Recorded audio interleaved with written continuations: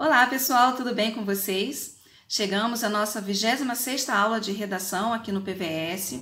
Eu sou Conceição, mediadora de redação, e hoje eu quero convidar vocês para, junto comigo, observar alguns aspectos importantes na hora de realizar a correção do seu texto, observando alguns erros que são bastante comuns. Na correção da redação, para avaliar a competência 1, são considerados dois aspectos principais. O primeiro diz respeito à estrutura sintática, ou seja, a construção da frase.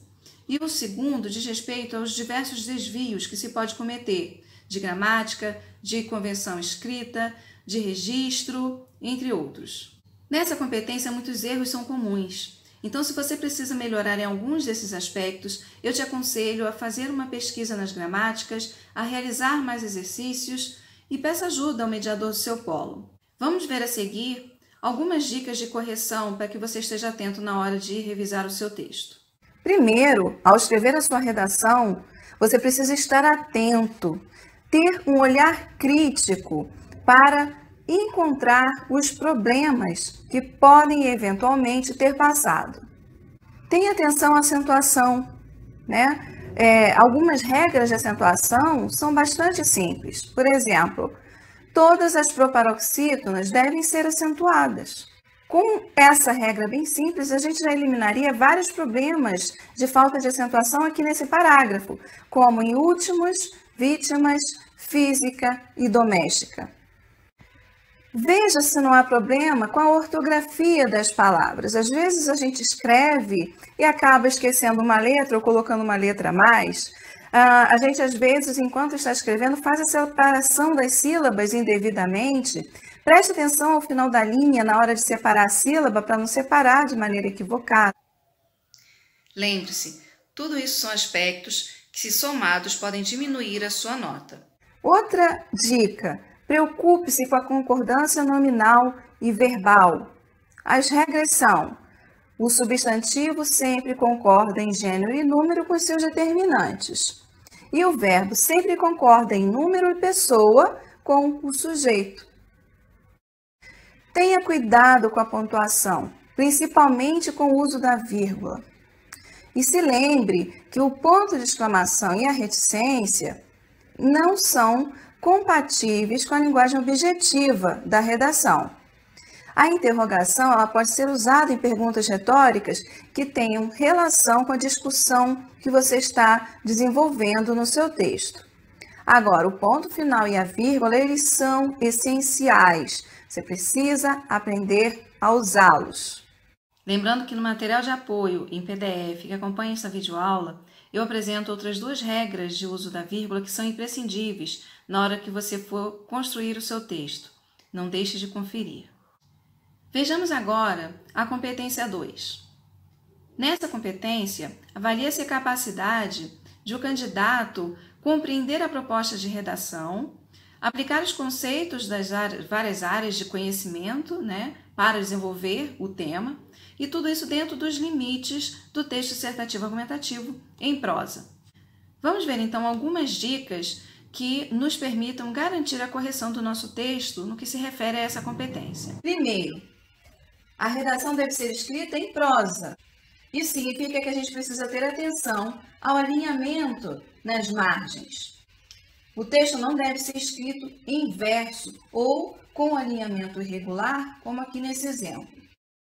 2. O texto precisa ser dividido em parágrafos.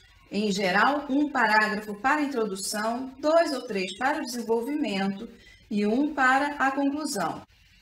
Textos que são escritos com 2 parágrafos apenas, ou até mesmo aqueles que são escritos em monobloco, eles não atendem à estrutura mínima da redação, e isso é um erro grave.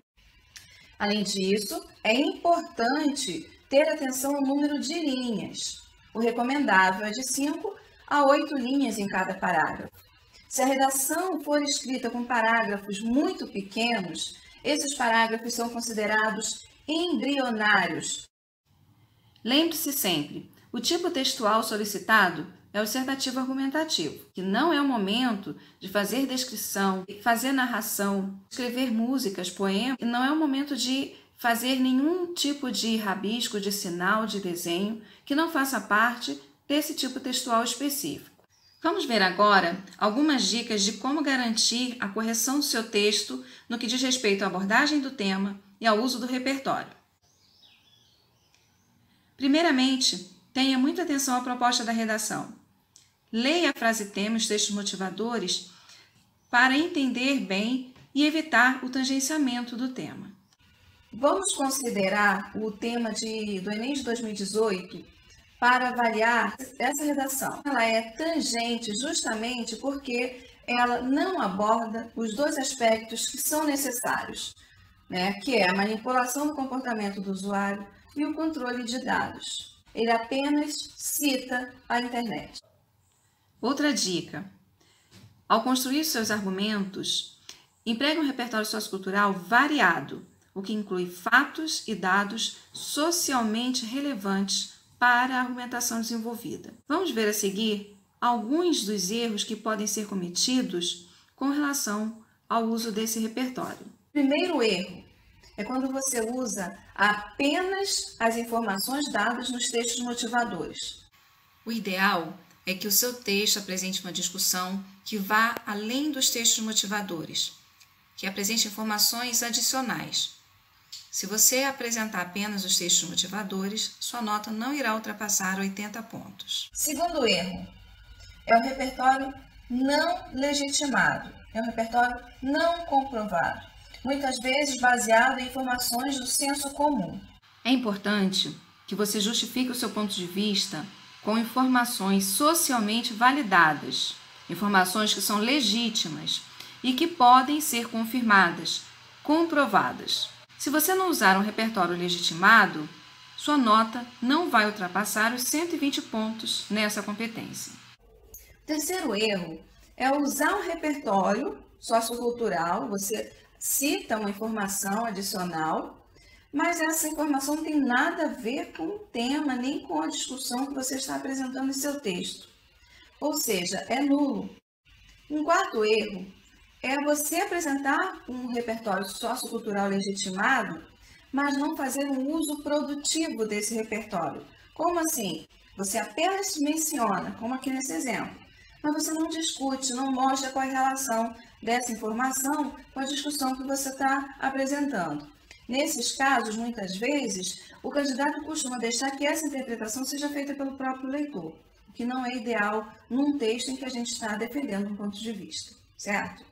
Então, quando você usar um repertório sociocultural no seu texto, primeiro se preocupe de que ele tenha relação com o tema e com a discussão que você está empreendendo, e depois mostre para o seu leitor como é que ele se presta a provar o seu ponto de vista. É comum que se empregue algum recurso linguístico. Aqui nesse exemplo, o autor usou esse recurso linguístico.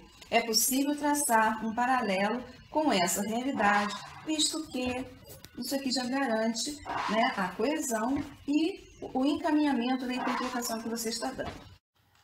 Vamos agora para a competência 3. Essa é a competência que o candidato precisa ter para selecionar, relacionar, organizar, interpretar informações, fatos, opiniões e argumentos em defesa de um ponto de vista. Em outras palavras, a avaliação dessa competência verifica se o texto está fazendo sentido para quem lê, se as ideias apresentadas mantêm uma relação lógica com o ponto de vista defendido, ou seja, se possui uma coerência interna, e também se possui uma relação com o contexto social ao qual se refere, ou seja, se possui uma coerência externa. Para a competência 3, a principal dica é: planeje o seu texto. O planejamento do texto já começa na interpretação do tema. Em seguida, você deve se questionar sobre esse tema. Por que ele é um problema? Isso te levará à sua tese. Depois, já com a tese formulada, pense nos argumentos. E, por fim, é hora de pensar na solução. Observe que aqui nesse exemplo, a falta de planejamento prévio levou o candidato a cometer uma grave incoerência. Na tese, ele afirma que o ser humano não é manipulado pela internet. E logo em seguida, no desenvolvimento, ele afirma que o ser humano é manipulado pela internet. Esse é um tipo de equívoco que, se o texto for planejado, vai ser possível observar, descobrir se há alguma incoerência. Competência 4 agora. Nessa competência, espera-se que o candidato possua habilidades de empregar os diversos mecanismos linguísticos disponíveis na nossa língua para estabelecer as relações lógicas que são necessárias à construção da argumentação. Ou seja, é a capacidade de estabelecer coesão textual, tanto no que diz respeito à relação entre as palavras, que é a coesão referencial, tanto no que diz respeito à relação entre as partes do texto, orações, períodos e parágrafos, que é a coesão referencial. Então vamos ver que aspectos você precisa ter atenção para a correção dessa competência. Primeiro, evite repetir palavras, principalmente se for na mesma frase ou em períodos muito próximos. Segundo, evite frases muito longas. Frases muito longas tornam o texto confuso. O ideal é que cada ideia constitua uma frase diferente.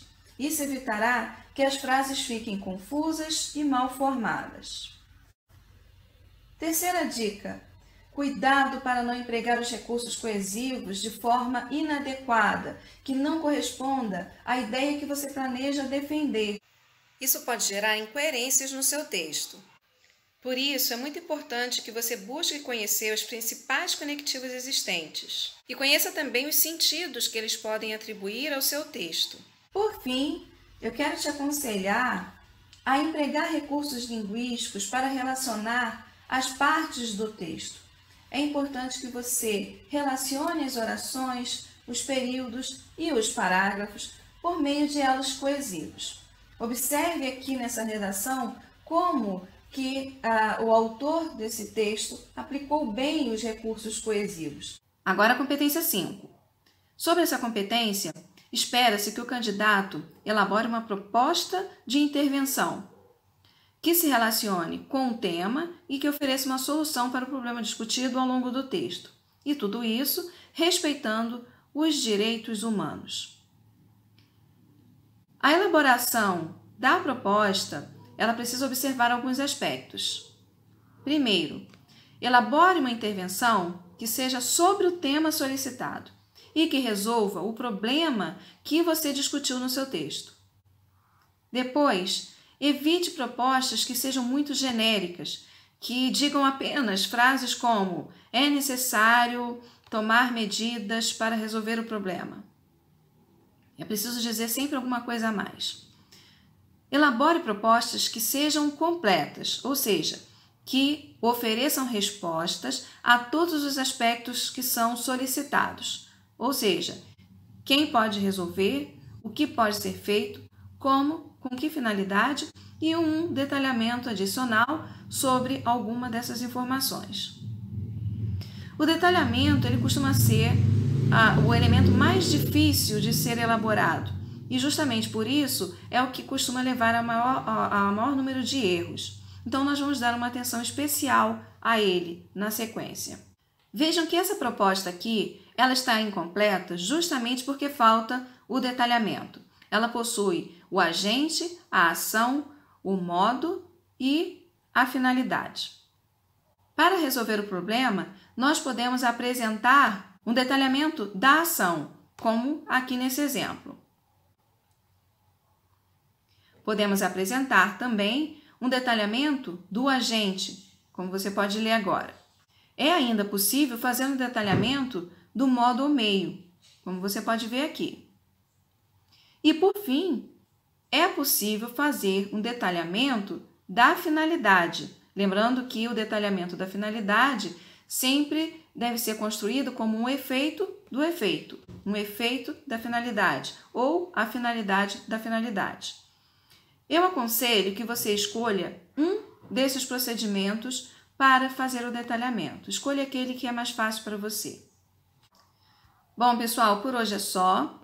Espero que com essas orientações eu facilite a vida de vocês na hora que vocês forem fazer a correção do texto.